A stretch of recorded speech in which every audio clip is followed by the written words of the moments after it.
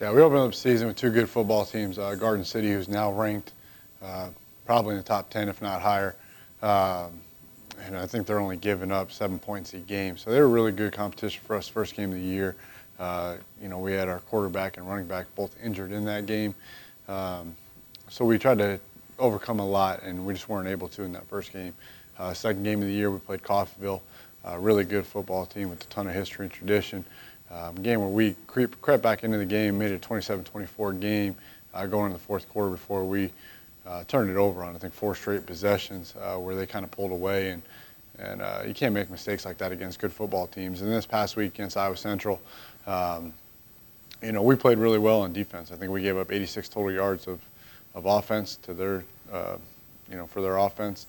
So our guys played extremely well, especially defensively. Offensively, we found a groove later on in the second quarter, and then throughout the second half, I think we gained 480 yards, led by Paris Chambers thrown for 330, and a decent rushing attack. So, but we're gaining confidence as a football team. We're growing as far as maturity is concerned, and we're just working on getting better each and every week.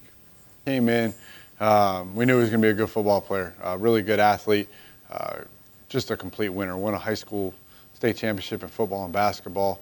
The first game of the year, we actually started him off at DB in the secondary for us. Then when our quarterback got hurt, Montalto, we moved him over to the offensive side, and we knew Paris was going to be a special quarterback for us. We just didn't know how soon. And we were able to move him over to the quarterback position. He's an extremely intelligent kid who picked up the system, no problem, and has come out and played extremely well. The first game, he rushed for 3 touchdowns and threw for 330 yards. This last game, he threw for 332. And threw for 5 touchdowns without turning the ball over. So it's kind of what we're looking for. He's been extremely special, and we just hope that he can be consistent and carry on throughout the year. Daryl Bunton is kind of our glue with our offense. He's a leader for us who's been just a tough physical kid. Got banged up in the first game. We missed his leadership role on the sideline and also in the huddle. Game 1, came back for us game 2 and provided a good spark for us in the backfield. And then this last week, we gave him a heavy workload, tried to also get him to catch the ball out of the backfield. Had a decent game, and again, we always try to feed the ball through our running backs and let those guys start the generation of our offense from what they do. And then we have Kendrick Roberson, who rushed for 7 times for 42 yards this last week, averaging 6 yards a carry. He made some special runs. Again, if he can hold on to the football, he can be as good as we've had in our 3 years. And then Paris brings that dimension of the game where he can also run the ball too from the backfield. Yeah, our receiving core has been, a pretty strong point for us this year. When they can go up and make plays, there's a ton of ability within that group. Marcel Williams has been our catalyst and leader throughout the whole year. This last week, he was held, I think, 3 catches for 27 yards, but he's been our leading receiver on the year. And then Jawan Petit-Frere is a kid that continues to grow and get better each and every week. This last week against Iowa Central, he had 7 catches for 100 yards and a touchdown. Made some big-time catches in traffic, also a touchdown, over the middle. So he's getting better every week. And then Jamarius Way, who's physically dominating out on the field. He's a big specimen that can run and catch and do everything. That he brings a matchup, a mismatch for everybody that we play. And he wound up with 3 touchdowns this last week, made some big plays. And then Cameron May, is continuing to grow within our system. He had 4 catches, I think, for 69 yards and a touchdown also. And then we also had Wyatt Cooper make 2 big catches for 98 yards and a touchdown this week from the tight end spot. So we're getting better at that position each and every week. Yeah, we've got to get better on special teams. Justin Wright's been consistent for us in the kicking game as far as PATs and field goals. I think on the year, he might be 9 of 10 on PATs and 2 for 2 on field goals with a 32 or 30-yarder and a 42-yarder. So to have that consistency, it's great to have. But we've got to get better with our kickoff coverage and our punt team. We've given up a couple of touchdowns on punt return on our punt team. And then also our kickoff team, we've given up a couple kickoff returns for touchdowns. So we've got to clean some things up there. Got to find some guys that want to go down and hit people. And that's definitely an area where we need to improve. As a football team, we're really good, in pass protection with our tackles. They're probably as good as anybody in the country that we have.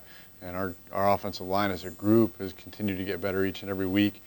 Defensively, we're led by our linebacking core with Ryan Guthrie and Nick Ricks and Chris Miller and D'Angelo Anderson. But we're starting to get more pressure up front on the defense side of the ball too, with Demetrius Cadell moving down to D-line. Has been able to get some pressure on the quarterback. He had 3.5 sacks last week against Iowa Central. And then Louis Compton being healthy for us, who was hurt week 2. He just provides a spark, and he's an instant pass rusher that can make all sorts of plays for us.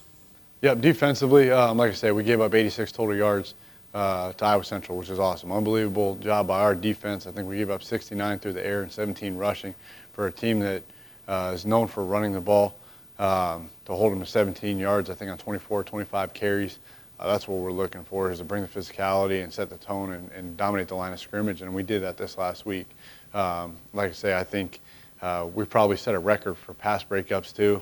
We had 2 interceptions with Elijah Jones and Brandon Doyle each getting their first career college interceptions. But Nick Ricks had 5 pass breakups. He was all over the field for us from the linebacking core.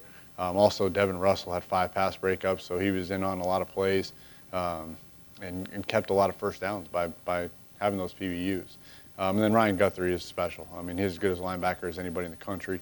I think he had another 13 or 14 tackle game where he's all over the field. I think he's leading the country right now in tackles. And he finds a way to make plays. I think he forced 2 fumbles and recovered a fumble also. So we've got some kids who really stepped up. Mike Maher played extremely well defensive line-wise for us too. Yeah, Dodge City is a great football team. I think they started off ranked number 8 in the country. Lost a tough game and under rough conditions with a lot of rain, fog, everything else. Game 1 to Highland. And then they've rebounded nicely with 2 wins the last 2 weeks. So they're a good football team. They're as good a football team as we'll see defensively all year long. They fly around in their secondary and linebacking core.